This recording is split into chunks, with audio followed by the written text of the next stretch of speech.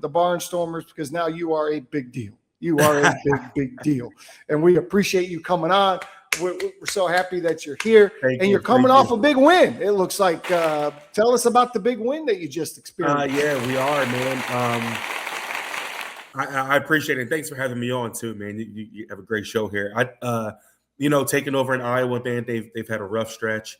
So we, started from the ground up, just rebuilding the roster and getting it to where it needs to be. And this past weekend, we had a 10-point win over Quad Cities, who, I don't remember the last time Iowa's beaten Quad Cities, and it's a big rivalry up here with I-80. So big for the organization. Yeah, you're right there. All right. Well, I mean, how are things in Iowa?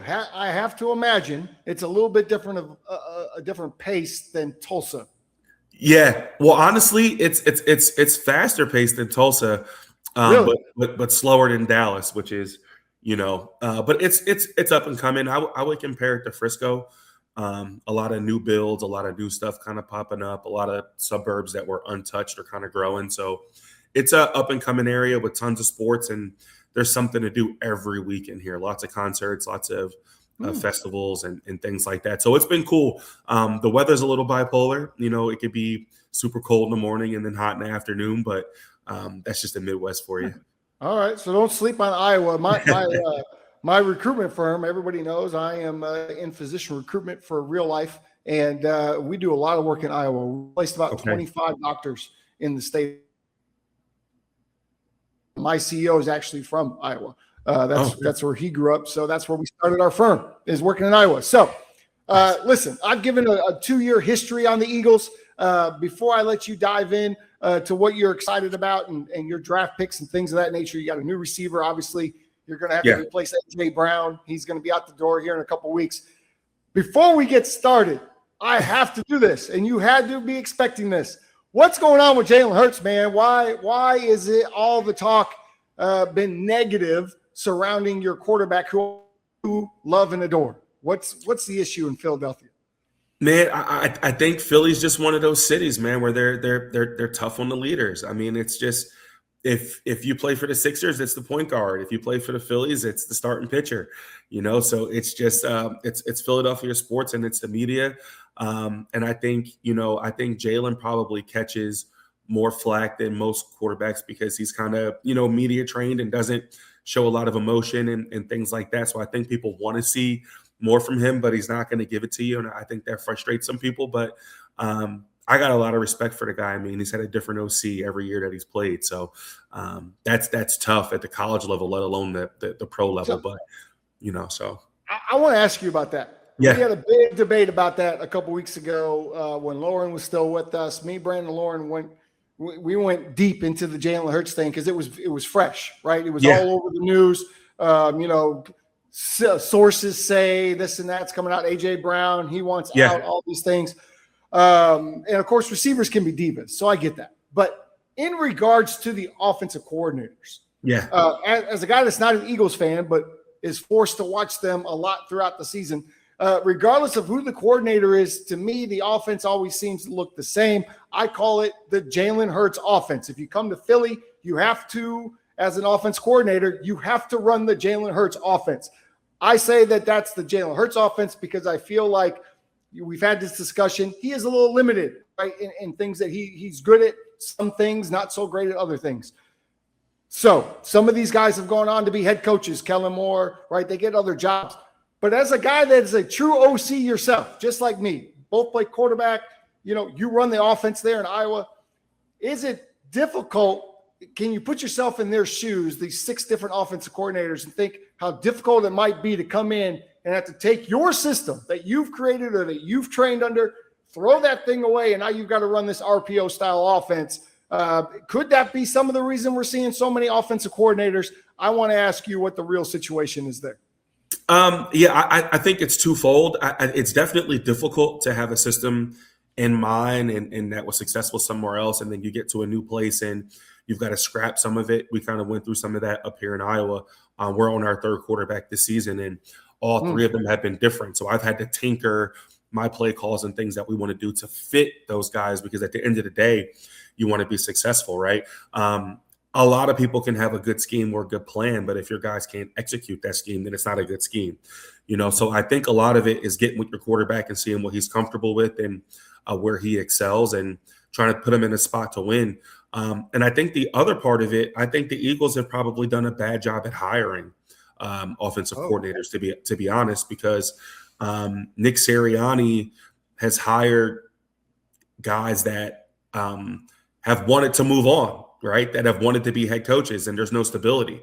I think you see a lot of the teams that have success get coordinators that are kind of like Vic Fangio, where he's content being a defensive coordinator. He's going to be here for years. This is my system. Free agents know what they're getting into.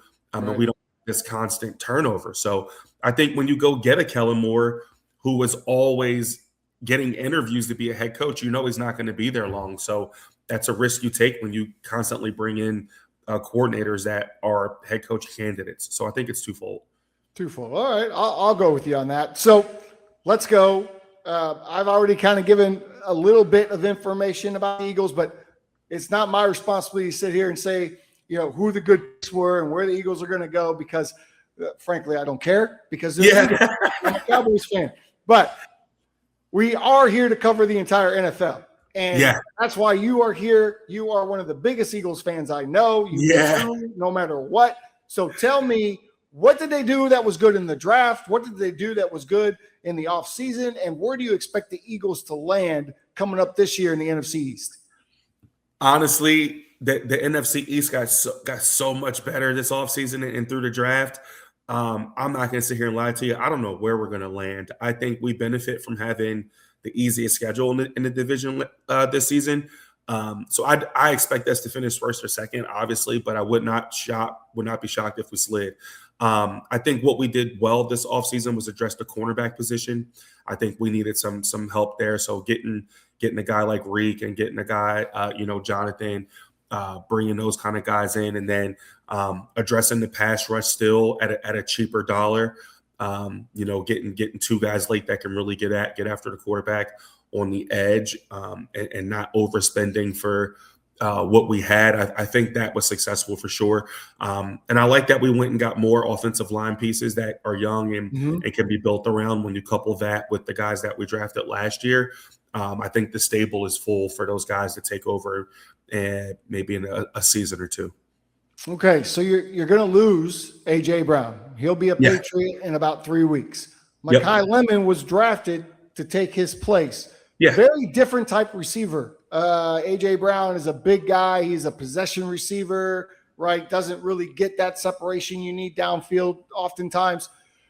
How do you feel about this pick? It feels like you're replacing A.J. Brown with a different type of player. So who's going to take over for you? Who do you look to be your possession guy moving forward?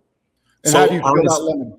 Honestly, I don't look at it as they replaced A.J. Brown with one guy. I think they replaced A.J. Brown with four. Oh my goodness! When you add Lemon on top of Hollywood Brown, on top of Wicks, on top of a lot of the other free agent wide receivers we picked up, and then you look at Sean Mannion, who's coming from Green Bay. Green Bay has been successful every year without a number one, and the Eagles still do have a 1A in Devonta Smith, if you ask me. And I think it's going to free Jalen Hurts up, honestly, to not have to force feed one guy and kind of spread the rock around and not have that pressure of, I need this many catches, I need this many touches. If you look at, Sean Mannion and his history, he's a quarterback coach. And I think the Eagles will be more balanced, and you really can't key on one guy. They're all kind of similar. They can all kind of do the same thing, and I think that will be more efficient in the quick game and some of those shorter throws where Jalen excels, where you're not forcing him to push the ball downfield all game to a guy like AJ. So I look at the complete picture. So when you add losing AJ but bringing in four other guys that are in that 5'9", 6 foot, 6'1", speedy, quick twitch kind of receivers, I think it fits Jalen better. All right. Tell me about your tight end. You got a new tight end, Eli Stowers. Is that how I say his name correctly? Yep. Listen, everybody loves a tight end. We love, there's a lot of good tight ends coming out. Is this one of them? Do you feel good about this pick? What do you think he's going to do best for you? I feel good about it. I feel like he's Dallas Goedert all over again. Athletic, not the best blocker. but just a pure athlete that can catch the ball and get open. The Eagles signed some other inline tight ends that are, in your heavy packages, goal lines that could block. But I think now you're seeing the emergence of those guys that you can put in the slot and have them work against outside linebackers and slower safeties and kind of get open on the seams and in the edges. So I like the pick. I like having him with Dallas for a year, assuming this is Dallas's last year, to kind of learn the game. But I think he'll be good. I really like the pick, especially to get that kind of value on the second day of the draft. A guy that can run like that with his size, a former quarterback as well, so he understands defenses. I like the pick. You like the pick. Good. I'm glad that you like the pick. Tell me about the AFC or the NFC East. We've got some changes, right? The Dallas Cowboys, to me, we're going to talk about them after you depart. But the Cowboys had a great draft. Great draft. My opinion. I'm glad that you agree. They answered a lot of questions, at least on paper, right? They've answered a lot of questions. This division, you've got a new coach in New York with a Harbaugh now in our division. Washington, to me, is the team that kind of fell off a little bit last year. And I got to be honest, Jaden Daniels makes me a little nervous. Not sure he can last a whole season. Just not sure that he can. Same thing with Jackson Dart, right? Dart. I mean, he just runs around head first in the brick walls for fun. Him and Scatterboo. Play style hurts him. Yep. How do you feel about the rest of the division? Because I'm going to tell you, honestly, the Giants scare me because I feel like they have some pieces. And Harbaugh is a proven – I'm shocked that he's out in Baltimore. But I feel like the Giants are the next team over the next – not this year, but maybe 2-3 years down the road. Who do you see kind of making a rise in this division that hasn't for a while? Honestly, New York and I hate to say it, Dallas, right? I think both. I think these division games this year are going to feel like what they were in the 90s, where you can kind of just anybody's going to go and they're going to be bloodbaths. I think the Giants are improved, the young talent that they brought in, and having a coach like Harbaugh. I think what people underestimate is when you get a guy like him is how much your special teams improve.